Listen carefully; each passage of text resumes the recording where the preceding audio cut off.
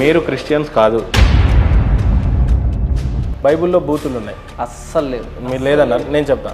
కన్న తండ్రి కూతురుతో సంసారం వ్యభిచారం చేస్తాడు, ఉందా లేదా? ప్రభు అయిన యేసు ప్రభు వారు మనుషులతో యుద్ధం చేశాడా చేయలేదా? ఫేరో దగ్గర ఉన్నటువంటి ప్రజలు ఎవరు? ఇశ్రాయేలీలు. వాళ్ళ నిడిపించింది ఎవరు? మోషే. మోషేకి జ్ఞానం ఇచ్చింది ఎవరు?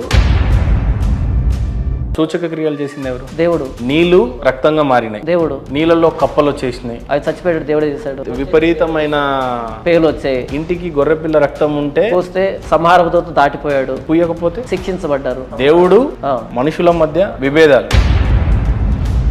జీసస్ క్రైస్ట్ ని ఎప్పుడు క్రూసిఫైడ్ చేశారో బైబుల్ చెప్పలేదు.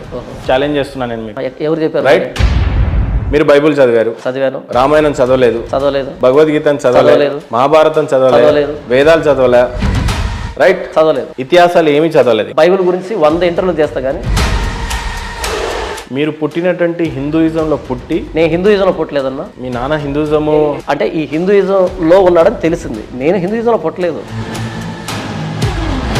అయ్యప్ప స్వామి మాలేసాడు మీ నాన్నగారు, కానీ అవును, చేతిలో రామాయణం పెట్టి ఉంటే మీరు ఖచ్చితంగా హిందూజాన్నే స్వీకరించే వాళ్ళని నా ఆలోచన. నేను 100 పుస్తకాలు చదివినా ఆ పుస్తకంలో ప్రాణం లేనప్పుడు అది నన్ను ఆకర్షించదు. జాన్ పాల్ హిందూగా ఉండి కూడా క్రిస్టియన్ గా మారిపోయిందంటే కేవలము ఈ క్రిస్టియానిటీకే చెందుతుంది మతం మార్పిడి అనేది. ఈ ప్రచారం అన్నది క్రిస్టియానిటీలో తప్ప ఇంకెక్కడ మీకు కనబడదు. తిరిగి లేచాడు కాబట్టి సర్వ ప్రపంచానికి కూడా సువార్త చెప్పమని చెప్పింది ఆయన మాత్రమే. ఒక సనాతన ధర్మంలో పుట్టినటువంటి మీరు, ఒక హిందూయిజంలో పుట్టిన మీరు, దేవుడు బిడ్డగా మారిన తర్వాత ఒక బొట్టు లేక, ఆడవాళ్ళు సుమంగలిగా లేక, మీరెట్లా బాధపడుతున్నారో. బొట్టు పెట్టుకున్నంత సుమంగలు కాదు, సోనియా గాంధీ కూడా బొట్టు పెట్టుకుంటారు. కూడా చేతి నిండా గాజులు ఉండకుండా తెల్ల చీరలతో బొట్టు పెట్టుకున్న ప్రతి ఒక్కరు సుమంగలు కాదు. నరేంద్ర మోడీని కూడా మీరు క్రిస్టియన్ గా మార్చేసేలా ఉన్నారే. ఎవరు? మీరు. ఆయన మారితే నన్ను ఏం చేయమంటావు? సంతోషిస్తాను. చిన్నజేరు స్వామిని కూడా మార్చేస్తారు. బాప్తిసం ఇవ్వగలుగుతాను.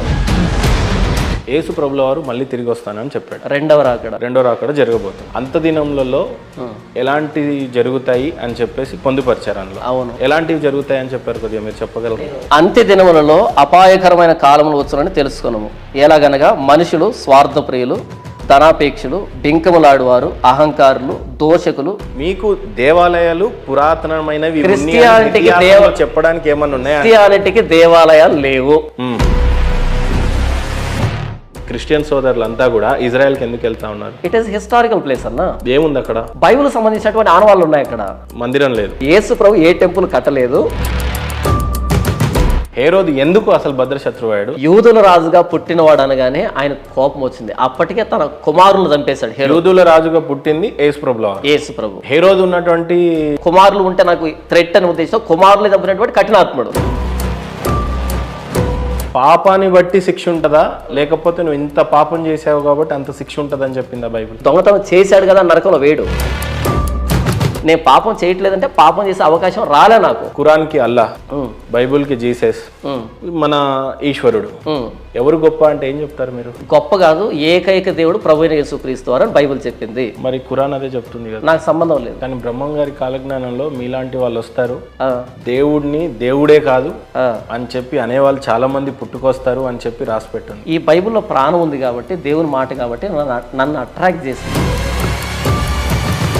హిందుత్వం ఎక్కడ పుట్టింది అని మీ అధ్యయనాల్లో ఎక్కడన్నా రాసి ఉంటే ప్లీజ్ చదవండి. హిందుత్వం ఎలా పుట్టింది, జొరాస్ట్రియన్ ఎలా పుట్టింది, బుద్ధిజం ఎలా పుట్టింది అని కాదు ఇక్కడ రాయబడుతూ ఉన్నది.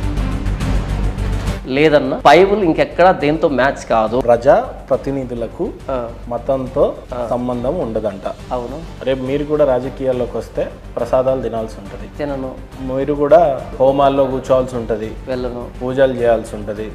చేయొచ్చు అంటా. మరి విజయప్రసాద్ రెడ్డి గారు వడ్డీలో వ్యాపారం చేశారు. వ్యాపారం మంచిది, చేయొచ్చు అని కూడా చెప్పాడు రీసెంట్గా. ఒక వ్యక్తి చనిపోయినప్పుడు పరలోకం వెళ్తాడు, నరకం పోతాడంటే ఏమో దేవుడు తెలుసు, మనకేం తెలుసు అన్నాడు. ఇప్పుడు విజయప్రసాద్ రెడ్డి గారికి ఉన్న వరం ఏంటంటే ఏమంటారు? వాక్యాన్ని వక్రీకరించి దాన్ని నందిని పంది నంది మసిగుసి మారేడు కాడి చేయడం, ఆ వరం ఒకటి ఉంది. ఆయన సెక్యులర్ అని చెప్పుకున్నాడు అంటే పాస్టర్గా అన్ఫిట్ అని దాని అర్థం. జాన్ పాల్ గారు రాధా మనోహర్ దాస్ గారితో డిబేట్కి కూర్చుంటే సిద్ధమేనా మీరు?